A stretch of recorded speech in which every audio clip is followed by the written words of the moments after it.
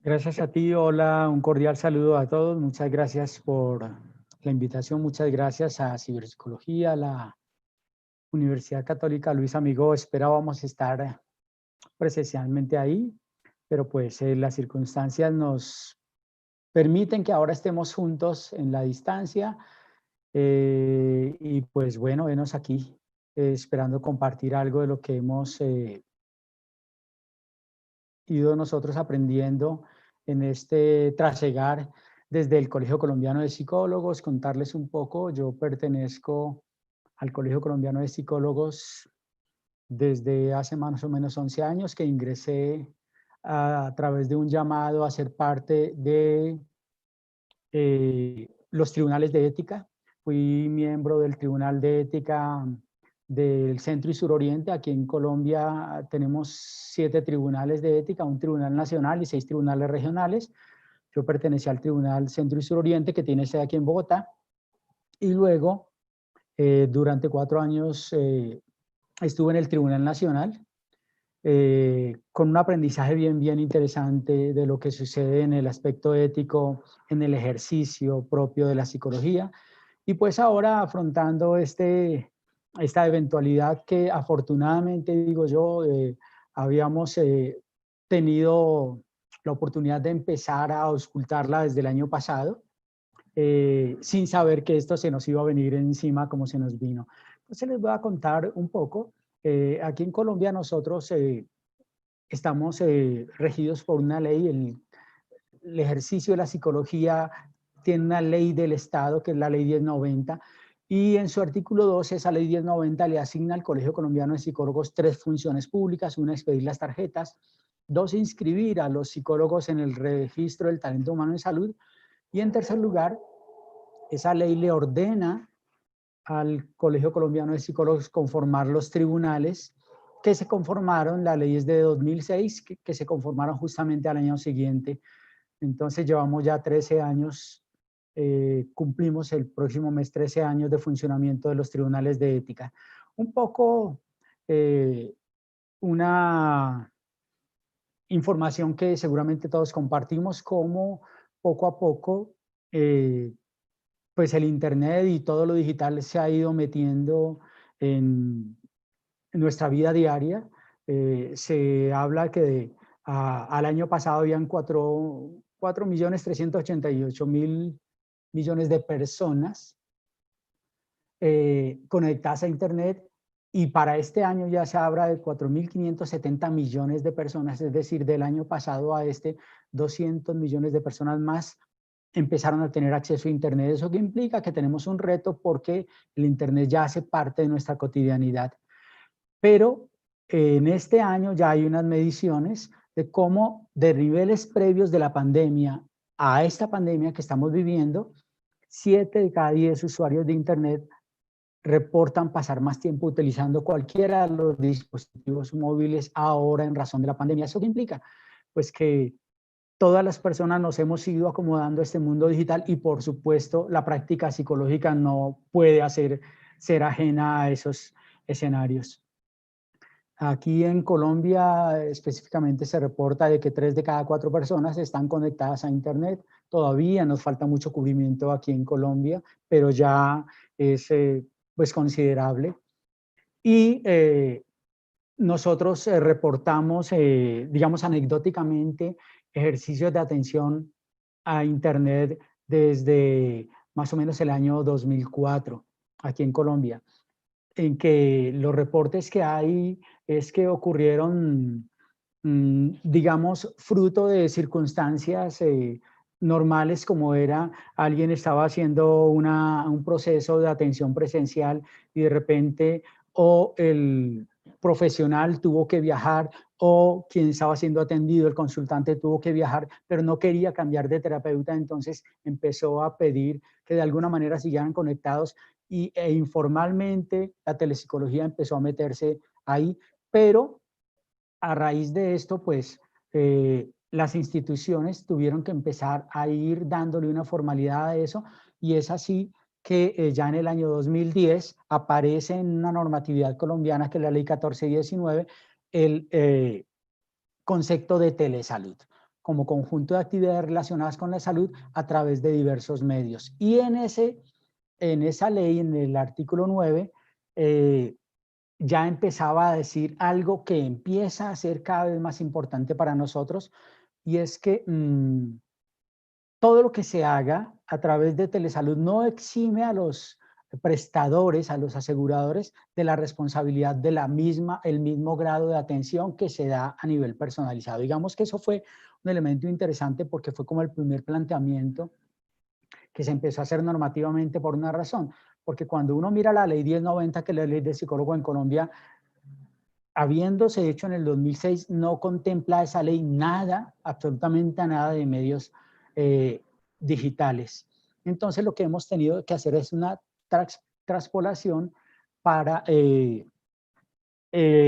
mirar cómo se está ejecutando el ejercicio de la psicología vía dispositivos digitales.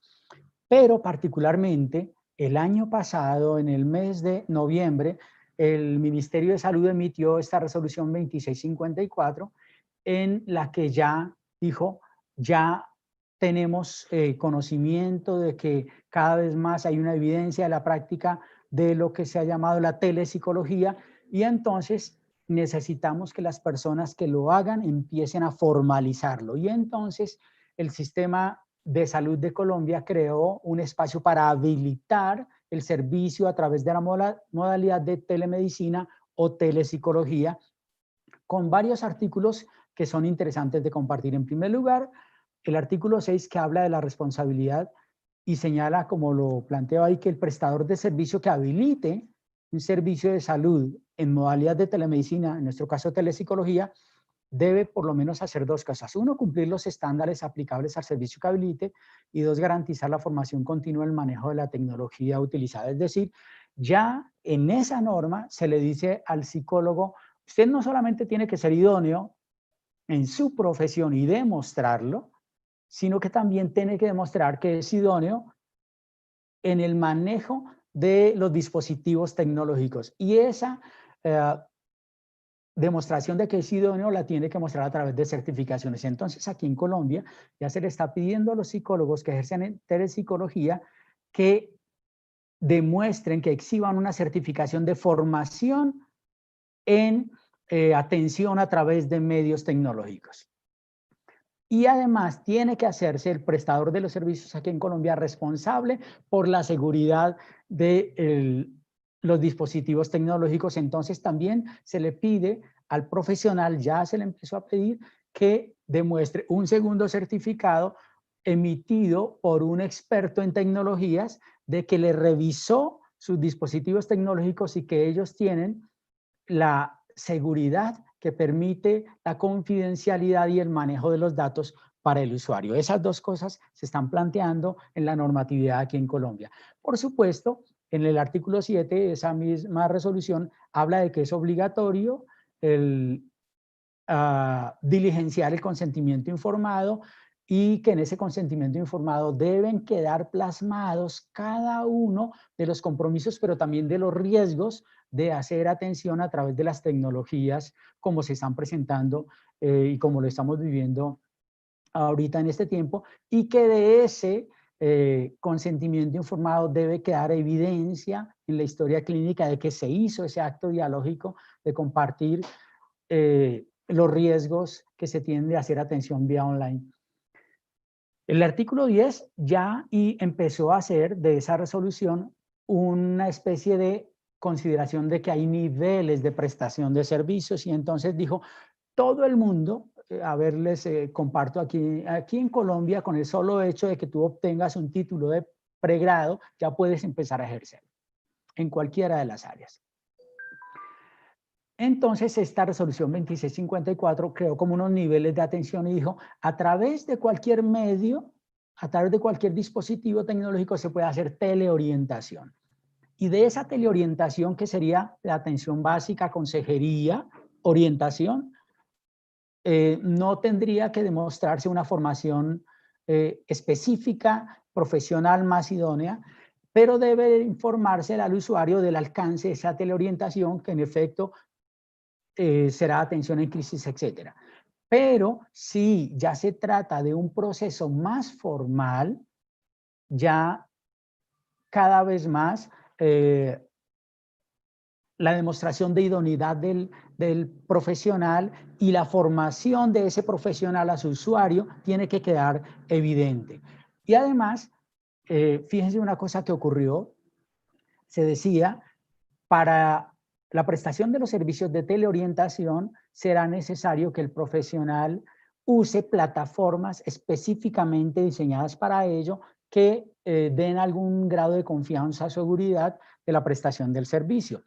Les cuento que ahora por la pandemia, esta resolución, acuérdense, fue emitida en noviembre del 2019, esta resolución se puso en pausa y ahora por la pandemia aquí en Colombia se le permitió a todos los profesionales de la salud y a los psicólogos atender incluso vía redes sociales en la modalidad de teleorientación, que es básicamente como consejería e intervención en crisis, no procesos formales terapéuticos. Si alguien quiere hacer procesos formales terapéuticos, tiene que ya estar habilitado y tiene que demostrar que está utilizando una plataforma certificada por el Ministerio de las Tecnologías de la Información aquí en Colombia, a través de la cual se dé unas garantías de seguridad de la privacidad y la protección de los datos. Y se emitió en este escenario ya de la pandemia, que es este decreto 538, el parágrafo 2 que dice que los pacientes podrán enviar la imagen del documento firmado en que manifiesten el consentimiento informado, diciendo que ya se crea una vía, ya no a través de las plataformas, sino que se podría utilizar el correo para los eventos en los cuales haya que tener documentos firmados de los dos lados, como es el consentimiento informado. Entonces, todo lo que en general ha hecho el colegio es adaptarse a esto que se nos vino encima e ir poco a poco emitiendo, no normas, no las tenemos todavía, pero sí hemos ido emitiendo lineamientos mínimos que consideramos deben cumplir los colegas cuando ejerzan la telepsicología, y es en ese sentido que emitimos lo que llamamos nosotros una guía de lineamientos mínimos para el ejercicio de la telepsicología a través de cualquiera de los dispositivos. Lo hemos puesto ya a disposición desde el mes de mayo y más o menos en unos 15 días vamos a tener ya una versión actualizada con lo que nos ha pasado. En la pandemia hemos ido recogiendo muchas impresiones tanto de profesionales como de los usuarios de qué está pasando y estamos esa guía formalizándola ya incluso con un apartado que llamamos preguntas frecuentes que han ido ocurriendo en este tiempo de pandemia, de cómo hago aquí, de cómo hago allá, por ejemplo, cómo hago si requiero eventualmente hacer la práctica de una batería por estos medios digitales, qué puedo hacer, cómo podría garantizar que lo estoy haciendo bien, etcétera. Eso va a salir dentro de esa guía y también en esa guía estamos promoviendo dos modelos de consentimiento informado para que los colegas los utilicen y los adapten a su propia práctica. Entonces, diríamos que en esa guía lo que hemos hecho es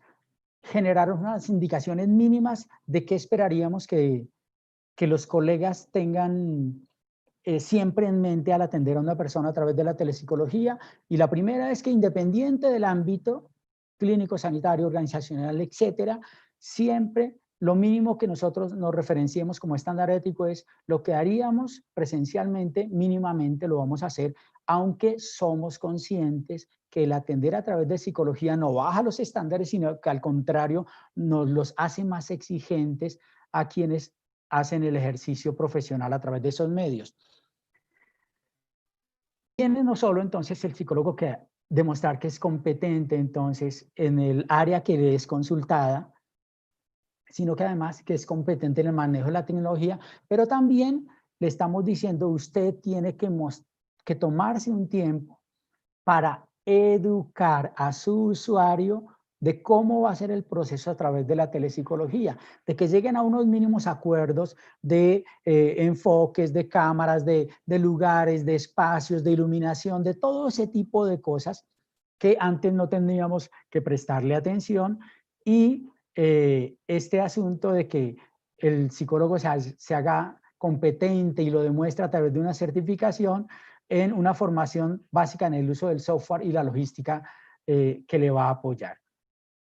Entonces, lo primero que le pedimos es valore usted si posee las condiciones necesarias para atender el motivo de consulta, pero también valore si posee las condiciones necesarias para utilizar las herramientas que usted va a utilizar a través del ejercicio de la telepsicología. Se le recomienda que en la medida de lo posible la primer encuentro fuera en la medida de lo posible presencial, pero que si no es así, entonces tome todas las medidas para garantizar, como lo haría presencialmente, que tiene un conocimiento más o menos importante de quién es el consultante y de en qué escenario se encuentra el consultante. Que tenga en cuenta siempre, y es una de las primeras valoraciones que ahora hay que hacer, no solo hago una valoración de los antecedentes del consultante, sino hago una valoración, y debo hacerla, de las competencias que tiene el consultante para utilizar los medios de la telepsicología para que esos mismos medios cumplan esa función y permitan la eficacia del tratamiento. Y siempre estar atento a considerar hasta cuándo o hasta qué momento hay una evidencia de que el tratamiento que yo estoy proporcionando a través de telepsicología está siendo tan eficiente como yo espero que lo sea. Y entonces, en ese sentido, se agrega algo muy importante, y es que se esté haciendo una continua evaluación del consultante de cómo está recibiendo el impacto de ese tratamiento, la efectividad de ese tratamiento. Todo eso enmarcado en un claro consentimiento informado y en un claro protocolo de sesiones, que hemos aprendido algo muy importante en la pandemia. Cuando alguien me contacta a mí, con esto quiero cerrar para dejarle el campo a ustedes, cuando alguien me contacta a mí a través de estos medios, hemos notado que hay una especie de informalidad. No es la misma formalidad que si alguien iniciara un proceso terapéutico presencialmente. ¿Eso a qué ha conllevado? Que los colegas mismos nos han contado, mire que la persona a deshoras me manda un chat, me escribe por WhatsApp, etcétera. Y entonces hemos tenido que introducir en los protocolos esos acuerdos desde la primera o segunda sesión, si yo voy a estar o no disponible para mi consultante en horas que no son de las sesiones, y a través de qué medios, y si estoy obligado o no a responderle, porque si yo no le respondo, tengo la impresión de que el consultante me va,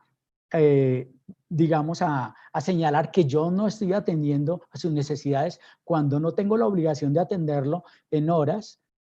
que no son los espacios que hemos acordado de consulta. Digamos que todas esas cosas que han ido ocurriendo, hemos tenido que irlas metiendo en ese documento que les digo, hemos llamado lineamientos mínimos, para tener en cuenta que no son, digamos, no tienen la fuerza normativa, pero sí son elementos a considerar para garantizar que hagamos un buen ejercicio. Entonces, por mi parte voy a dejar hasta ahí. Hay otras cosas que podría compartir, pero voy a dejar hasta ahí. Y pues agradecerles a ustedes que me permitan compartir con ustedes esto que va siendo una experiencia de un aprendizaje en la marcha que estamos haciendo desde el Colegio Colombiano de Psicólogos. Un abrazo. Muchas gracias.